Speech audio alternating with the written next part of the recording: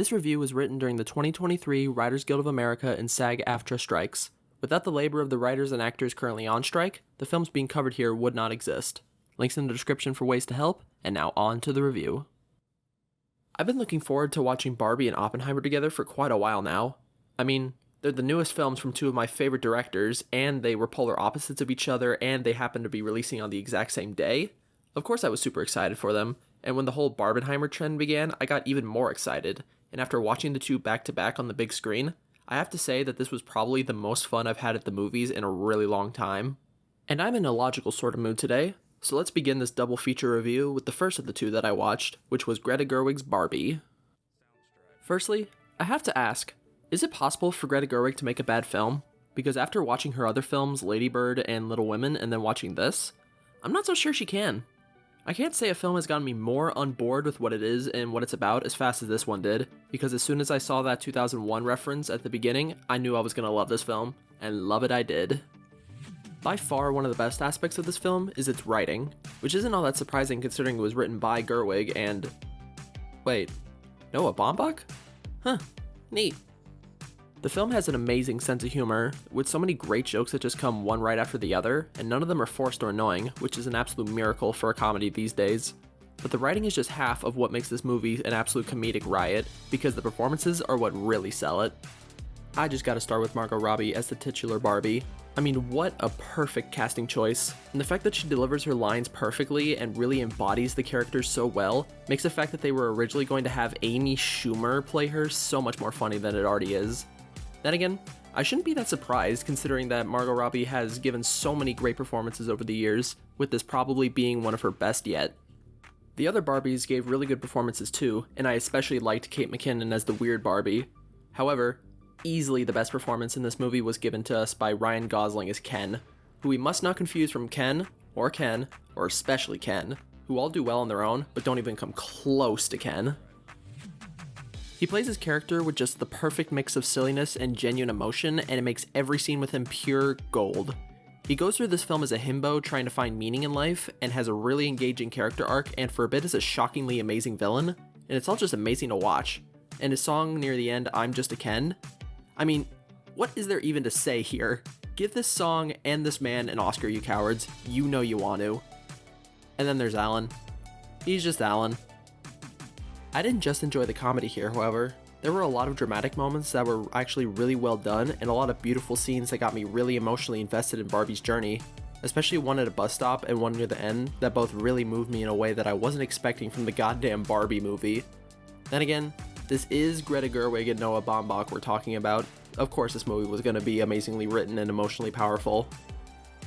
But that's just the tip of the iceberg of what I loved about this film. I also absolutely loved the sets and production design present here.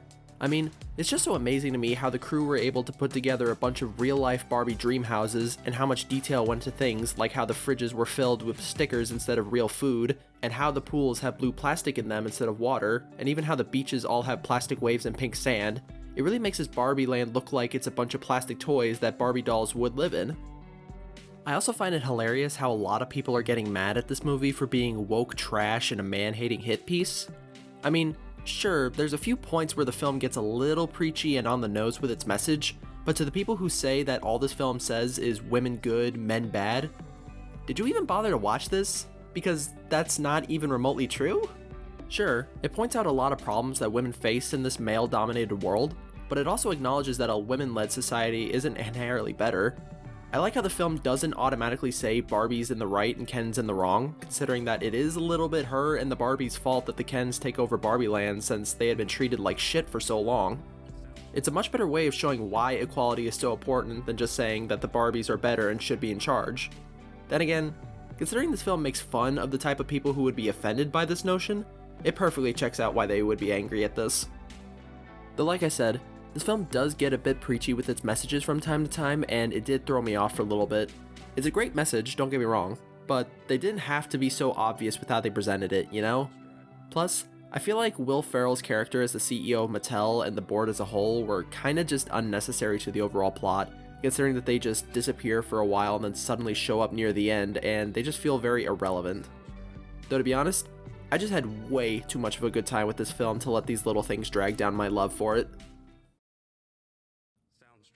And then there was Oppenheimer. I knew this film was going to be a lot going in, but goddamn, I had no idea just how much this film would be. This is definitely one of Christopher Nolan's best films yet, which is great considering that I was a bit worried that I was beginning to lose interest in his work after his past couple films didn't really do anything for me, with his last film especially making me bored by the end. In Oppenheimer, however, I was absolutely hooked and engaged throughout the entire 3-hour runtime.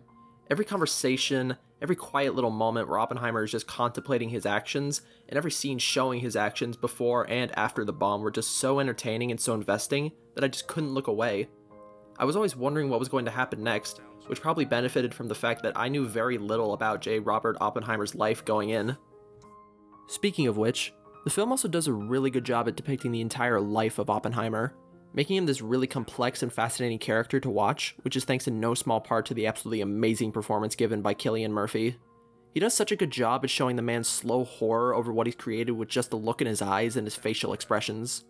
In that scene where he's giving a speech only for the crowd to go silent and be replaced with the screams of the bomb's victims, that was genuinely one of the most terrifying scenes I've seen in a film in quite a while. That's something I wasn't quite expecting when I went to go see this, how so many of the moments of this film would become a borderline horror movie with how tense and terrifying they can be. I mean, I was on the edge of my seat for basically the entirety of the Trinity Project, and I don't think a single person in the theater I was in breathed during the final countdown. As for the bomb itself, well, let's just say that Christopher Nolan definitely made good on his promise of us practically being able to feel the actual bomb going off in front of us. And that's one of the best parts of Oppenheimer, the sound. Just the way that the explosions are so loud that you can actually feel them in your chest, which is part of the reason why this is a film that deserves to be seen in the theater on the big screen, and the way that the music and audio are paired together is just so perfect, and it makes this film even better than it already is. Which reminds me, Christopher Nolan movies usually have some absolutely outstanding scores to them, but Ludwig Göransson made what was probably the best score out of any of Nolan's films, as well as easily the best film score of the entire year. It just pairs with the film so seamlessly, and it wasn't distracting at all, which I am very happy to say considering that at first I was a little bit worried that it would be, considering that it reminded me a lot of All Quiet on the Western Front score. But no, it's just an absolutely beautiful piece of music that serves the film well, and also works really well on its own, just like how the best scores do. I also want to talk about what was by far my favorite aspect of the film, which was the cinematography. I always love it when films use how scenes are actually filmed in order to help tell the story, and Nolan decided to go all out with the camera work here. It was so interesting to see how much of the film was filmed in black and white to represent the objective events that happened, with the scenes that were in color being Oppenheimer's subjective point of view and having a lot more surreal and abstract imagery as a result. It really made the film a lot more unique to watch than if the whole film was strictly in black and white or in color, and I think that it'll allow for a lot more debate and discussion over what is real and what isn't here, especially since we don't know about a lot of the things that happened behind closed doors in Oppenheimer's life. I will admit though that with the long runtime and the very slow pace that this film has, this is definitely a film that feels like it's 3 hours long, you know? They probably could have trimmed down some of Oppenheimer's early life stuff, and I think that there definitely could have been fewer characters outside of the main cast considering that after a while it can become very difficult to remember who's who. I also do kind of wish that Oppenheimer's wife or mistress had a bit more relevance to the film as a whole, but considering that it was the 1940s and it's a plot point that he wasn't paying attention to either one of them, I don't really take too much issue with it. And that's similar to the rest of the problems I have with the film. They don't really weigh it down that much since for every one problem there were 3 things that I loved about it to balance it out. So yeah, these films are both absolutely amazing and I would give them both a very nice 9 out of 10. But after all that, one question remains. Which was better, Barbie or Oppenheimer? And to that I say, I'm not really sure. I can't tell if it's because of the whole Barbenheimer trend, but at the moment I genuinely can't decide which one is better. Because on one hand, Oppenheimer is probably the objectively better film, but on the other hand, I had a lot more fun with Barbie and would probably be of the two the one I'd be more likely to rewatch. These films both deserve a second viewing, separate from each other, so I can really determine which is better without them spiraling around each other. But for now, if I had to pick one, I'd probably go with Oppenheimer.